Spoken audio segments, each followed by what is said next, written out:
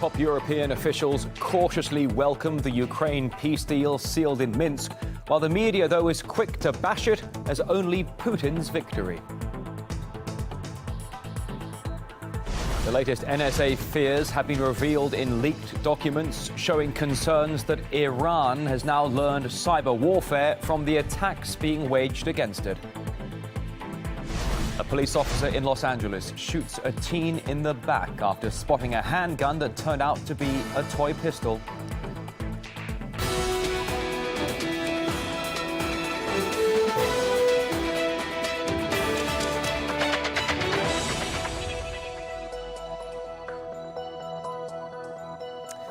The world's top headlines live from Moscow. This is RT International. From me, Rory Souchet, and the entire crew. Welcome to the program. After 16 exhausting hours of discussions, the leaders of Germany, France, Ukraine and Russia came up with a deal that's given hope for peace in East Ukraine. The document that consists of over a dozen paragraphs was signed by a so-called contact group that includes representatives from Kiev and the self-proclaimed Eastern republics. Let's have a quick look now over the main agreements that were signed. First and foremost, a ceasefire starting on Sunday was agreed upon by all sides. Also, a deal was struck to pull back artillery and create a so-called safety zone. Another major resolution is to launch a process of political settlement that would include constitutional reform. That would cement a special status for the Eastern republics, which includes an amnesty for the anti-government fighters, a right to use the Russian language freely, and cross-border cooperation with Russia. Now, the marathon negotiations in Minsk almost caused both Merkel and Hollande to be late to a key EU summit in Brussels. There were even rumours they might miss it altogether. Though despite a sleepless night, they both attended and were greeted with praise. Peter Oliver reports. Following Thursday night's meeting of the EU leadership in Brussels, we've been getting their reaction to the Minsk agreement about a ceasefire in the Ukrainian conflict. Today's Minsk agreement is welcome news and gives hope. It's giving us some relief. I welcome and thank François Hollande and Angela Merkel for the hard work that they have put in. However, they then went on to say that those words had been done. That's in the past now. What they wanted to see from the future was action. Now, they also touched upon sanctions against Russia. The issue is not going to be discussion about further sanctions, as some already were decided in the past days, but rather the positive ways in which the European Union can contribute to make this first step that was reached today just one of many others with the implementation of the agreement. So, cautious optimism from European leaders regarding the Minsk agreement. However, all eyes looking towards that ceasefire and whether it can hold. However, the reaction of the Western media was much less welcoming than that of European officials, with some quick to dub it fragile in the extreme. The Economist came out depicting Putin as a puppeteer, declaring he's waging a war on the West. And that mood was shared by other publications, slamming the agreement as one-sided. We asked Martin Sieff, a columnist for the Post-Examiner newspaper, whether he agrees with that assessment. I think what was reached in Minsk was potentially very constructive. It was an important step back from the brink. It was a summit where President Putin and the President of France, the Chancellor of Germany, were all extremely constructive, where they reached a crucial deal, a crucial compromise that can work. The new Economist magazine cover features an image of Vladimir Putin looking fairly menacing with the title, Putin's War on the West. Do you expect the Minsk deal to perhaps change the view of Russia as a threat and aggressor among Western media with this deal of sorts? I wish it would. It's a very unjustified assessment. This is an image which does not have justification in reality, but it's so deeply emotionally held in the West, especially in Britain and the US, to an irrational degree. And there was at least one side not present in Minsk, which has been actively pushing for a resolution to the crisis. No US officials were taking part in the negotiations. However, Washington has been keeping a very close eye on them. The Secretary of State, John Kerry, welcomed the truce, saying the United States could roll back sanctions imposed on Russia if the Minsk agreements are fully implemented. But Washington warned further sanctions will follow if the truce is violated. State Department spokesperson Jen Psaki was asked if the same measures will be taken against Ukraine if indeed Kiev or some of its soldiers were to break the deal. You've made pretty clear, the administration has made clear that if the Russians and the separatists aren't going to agree with it and be cost for it, can you not also entertain the possibility that there will be cost to the government in Kiev if they are found to be in violation? Well, that's just a little bit ludicrous, given Ukraine is a sovereign country, and this is a country that has illegally brought troops, weapons, resources into their country. Certainly, we call on both sides to abide by it, Right. but I don't think. I think that's a highly unlikely hypothetical. Well, I mean, it may be, but I'm not sure it rises to the level of ludicrous, because if you're talking about both sides needing to implement it, and there's going to be, but now it seems to me that you're saying that there won't be consequences if one certain side doesn't implement. Matt, over the last 6 months, Ukraine has implemented the Minsk protocols, whereas Russia has not. In the meantime, in Kiev, debates in the parliament have become somewhat heated. In fact, so much so, 2 MPs took it outside, right there to the corridor, to settle their dispute in a good old-fashioned boxing match. The quarrel between the two started inside the plenary hall, then escalated during a break. That's when one of the men reportedly approached the other and punched him straight in the face. The attacker later explained his actions as a battle against corruption. Still to come here on RT International. Don't point that gun at me. A poster campaign by a far-right mayor sparks a social media row in France, with the country still reeling after the Charlie Hebdo attacks in Paris last month. For now, though, the notorious NSA spying agency is increasingly worried that U.S. cyber attacks have actually taught Iran how to hack. That's according to the latest document leaked by Edward Snowden. In 2010, the so-called Stuxnet computer worm reportedly wiped out 1/5 of Iran's nuclear centrifuges by making them spin out of control. 2 years later, a destructive data mining virus nicknamed Flame caused massive losses from the computers of Iran's top officials. And it seems, though, that now Tehran has learned from the damage, as RT's Gaine Chichikan explains. When attacking someone, expect a counterattack. The Intercept magazine has published a classified NSA document showing that the U.S. spy agency was concerned that Iran was learning from the cyber attacks that it suffered. This is from April 2013. The NSA refers to a sophisticated cyber attack against Iran's oil industry.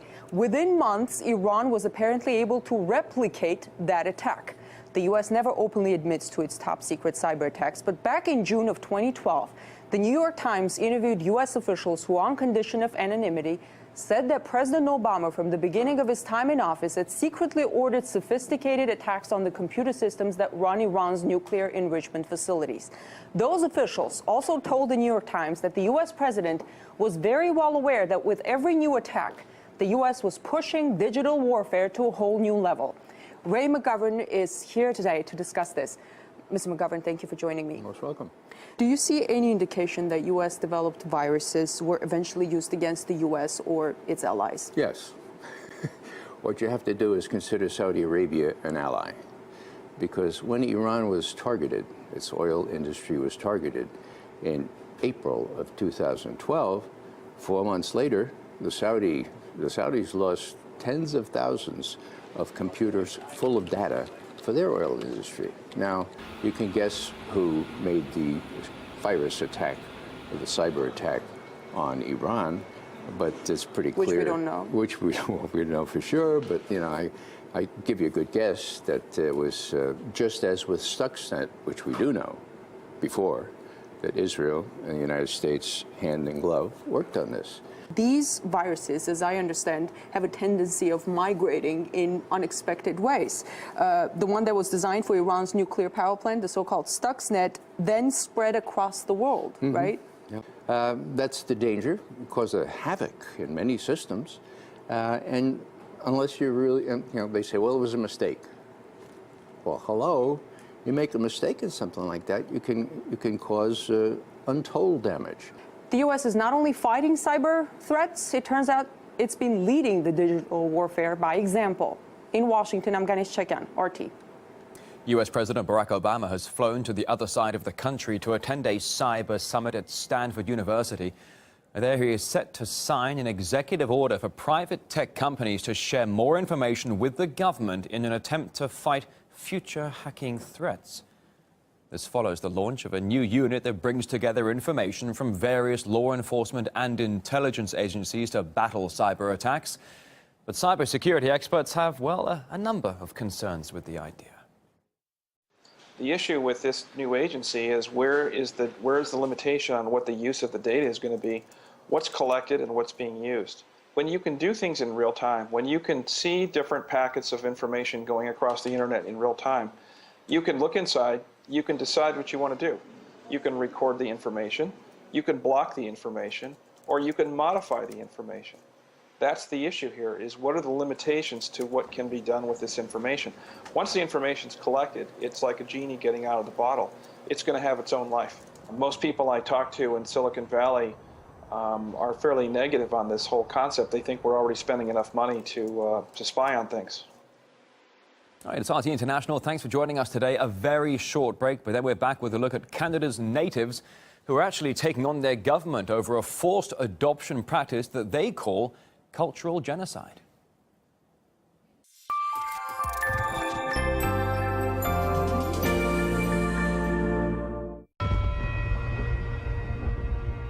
I'm a fighter. I can take a punch. I live. I learn something every day. I strike when I need to strike. I prepare. I've earned everything I have. If I fall, I get back up. I won't be underestimated. I'm Aaron Ade, and I put the boom into boom bust. Hello again. A Los Angeles police officer has shot and wounded a 15-year-old black boy after spotting what appeared to be a gun. However, it turned out to be a toy. And the victim, Jamar Nicholson, wasn't even the one holding the replica weapon. He was just standing next to his friend who was carrying the toy pistol. Luckily, the officer had poor aim. He missed his main target, only wounding Jamar in the back. And the LAPD claims the officer had ordered the weapon to be dropped before opening fire, but neither of the boys or nearby residents heard any warning. And the officers also didn't notice the bright orange tip that indicates the pistol is a toy. All replica weapons must carry that as an indicator. That's required by law. Now, this is not the first time a toy gun has led to a police shooting. Last November, 12-year-old Tamir Rice was killed while playing with a replica pistol in a park. Cleveland police said the toy didn't have the required orange safety indicator, although the 9/11 caller made it clear the gun was almost certainly a fake. I'm sitting in the park at West Cudell, and there was a guy in there with a pistol. You know, it's probably fake, but he's like pointing it at everybody. The guy keeps pulling it in out of his pants. It's probably fake, but you know what? He's scared. He's sitting on the swing right now. The death of Tamir Rice fueled national protests against police brutality, which had erupted following a fatal shooting of an unarmed black teen in Ferguson and the killing of a man in New York who died in a police chokehold. All right, 1:15 here in Moscow. An Austrian startup established by immigrants produces fashionable scarves with a message. Each apparel carries a unique label with the life story of an immigrant to Austria. Selma Prodanovic was born in Bosnia and Herzegovina and moved to Austria more than 20 years ago. Now a successful entrepreneur, she has taken part in the project and believes her story is worth telling and wearing.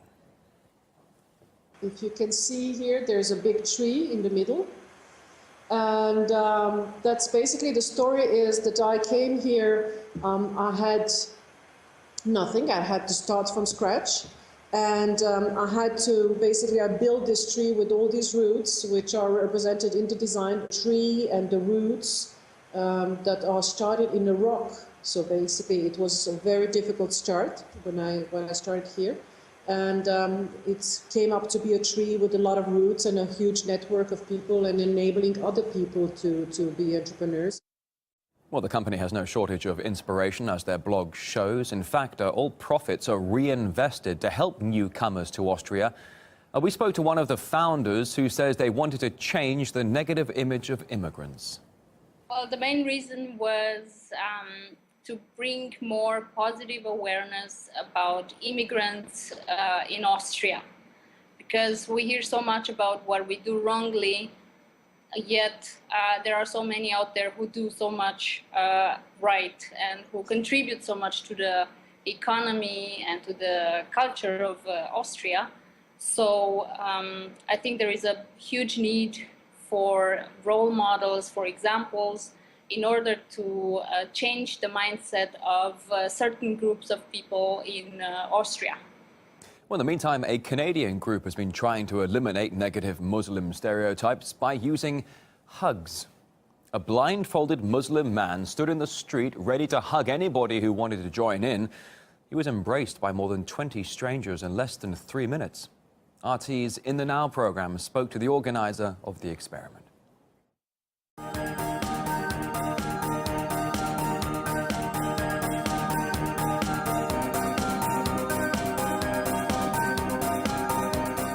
Mustafa Maulas just stood on the busy streets of Toronto blindfolded with his arms outstretched and open. One by one, strangers approached the man to give him a hug. Joining us in the Now from Ottawa is Azumi J. She's the organizer of this very interesting experiment. I have to say, was this the reaction that you expected? This was not the reaction that we expected. We didn't expect to receive so much positive reactions and this much encouragement and support, but we're very happy to see Canadians react this way to Islamophobia. What made you want to go and launch this experiment? Due to the rise of Islamophobia, due to the hate crimes that's been happening around the world, and due to personal experience because of Islamophobia, it really moved us to try to raise awareness, show people how we're made to feel in our own countries, in our own homes. And an example of what's going on as well, like what happened in Chapel Hill, that's the kind of stuff that we Muslims have to deal with on a daily basis, the harassment, and that made us want to raise awareness, show people what we are made to feel, and as well as encourage people to think for themselves.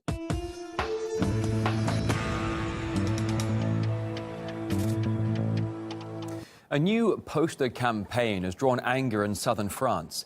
The far-right mayor of the town of Béziers has defended his idea, which advertises the police department's use of new handguns.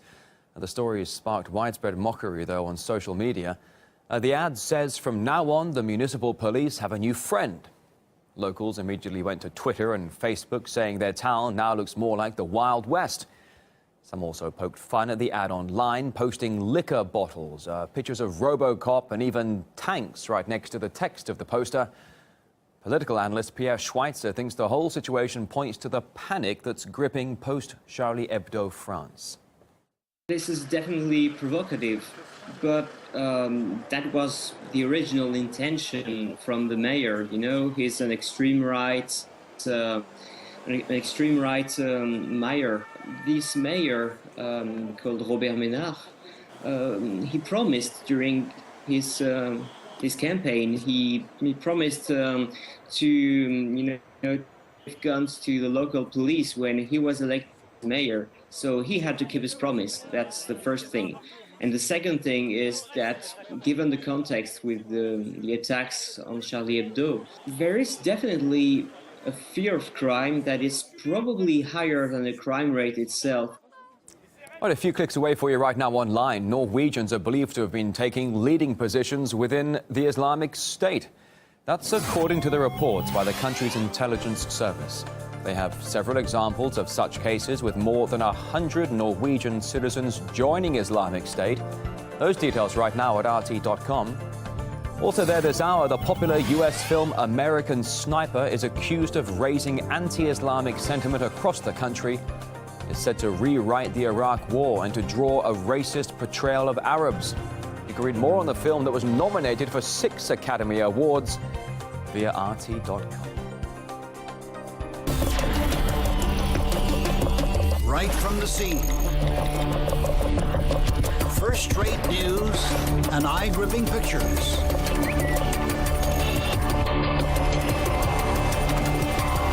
On our reporters' Twitter and Instagram.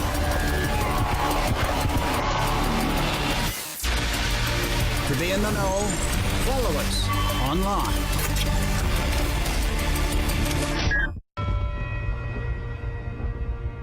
I'm a fighter. I can take a punch. I live. I learn something every day. I strike when I need to strike. I prepare. I've earned everything I have. If I fall, I get back up. I won't be underestimated. I'm Aaron Aid, and I put the boom into boom bust.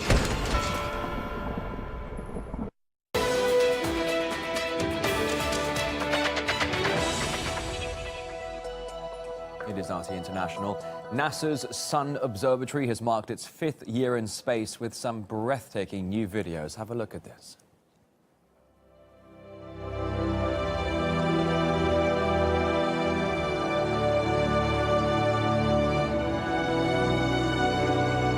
Solar Dynamics Observatory launched with a mission to help scientists better understand the sun's magnetic field and how it affects the Earth. The result? 5 years of gorgeous, high-definition views of our closest star, coming to us at a rate of nearly 1 image per second. These stunning videos showcase some of the most dramatic images of sunspots and solar flares. Right, to some other international headlines in brief. Venezuela's president says his administration has foiled a coup attempt. Nicolas Maduro says those involved were being paid in US dollars, and one of the suspects had been granted a visa to enter the United States should the plot fail. The alleged plan involved the bombing of the presidential palace, with Maduro also claiming the coup plotters already had a transitional government and staff lined up in the wings. This comes amid clashes between police and demonstrators in the capital. The crowds were marking the first anniversary of mass anti-government protests last year. An express train has derailed in southern India, killing at least 11 passengers. Conflicting reports are emerging on the number of injured, with many still trapped inside the coaches. The cause of the derailment not known at the moment, but the train accidents are relatively common in India, this due to poor maintenance and safety measures. One of Canada's Indigenous groups is taking the government to court for historical crimes. During the so-called 1960s Scoop program, many Native children were forcibly taken from their real parents and adopted into white families in Canada and in America. We talked to one of them. My very first memory, I don't remember actually being taken, but I was taken on the day of my birth. I was adopted out by a white American family. I had a wonderful relationship with them, but the thing is, I'm not white. I did not assimilate well into white culture. Just about poor assimilation. A legal group that represents the victims say they were abused physically and sexually. The government ran the Scoop program for 30 years until the late 1980s. A class action lawsuit was filed 6 years ago. It's still making its way through the courts. Wayne Snellgrove believes Canada needs to come clean on this. There were hundreds of kids taken from my reserve. Hundreds of kids taken across Canada, thousands of kids. From my reserve, I was the third one to make it back, the third one ever to touch my ancestral lands again. Canada has a very dark history of the way they treated the Aboriginal population. They tortured, they killed them, and they murdered them, they raped them. All these stories are part of my story. They're part of my history. Well, there are governments all around the world that for the past 12 months have been buying up as much gold as possible. A lot of people linking that to a potential Grexit. What does it mean for Greece and the Eurozone and the global economy? That's going to come into focus next with Boom Bust.